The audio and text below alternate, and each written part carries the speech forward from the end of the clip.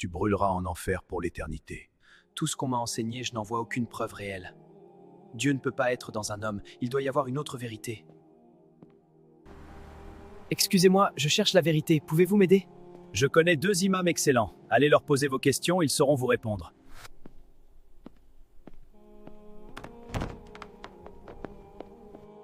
Qu'est-ce que tu veux?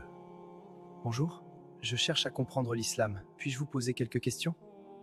Très bien, assieds-toi. Première question, où est Dieu? Cette question est interdite! On ne pose pas ce genre de questions. Mais comment puis-je adorer Dieu si je ne sais pas où il est? Dieu est partout. Dans chaque chose. C'est tout ce que tu as besoin de savoir. Partout? Même dans les endroits les plus sales? Je n'ai pas cru que Dieu était seulement dans le corps d'un homme. Alors comment croire qu'il est partout dans toutes choses?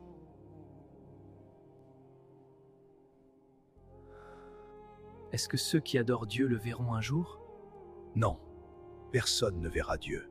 Ni les croyants, ni les mécréants. Tout le monde en sera voilé au jour du jugement.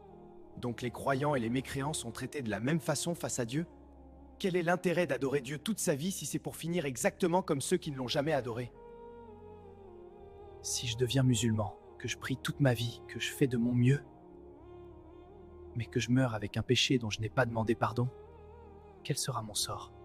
Tu brûleras en enfer pour l'éternité. Comme les mécréants, tes bonnes actions ne te serviront à rien. Même si j'ai prié toute ma vie? Même si j'ai jeûné et donné aux pauvres? Un seul péché non pardonné et je brûle éternellement comme si je n'avais jamais cru? Oui, c'est la règle. Les hadiths qui parlent de miséricorde sont faux et inventés. Que pensez-vous des compagnons du prophète Muhammad? Ce sont les pires des hommes. Ils ont trahi le prophète. Ils ont volé le pouvoir à Ali. Mais si les compagnons sont des traîtres et des menteurs, ce sont eux qui nous ont transmis le Coran et les enseignements du prophète, non? Comment puis-je faire confiance à un livre transmis par des traîtres?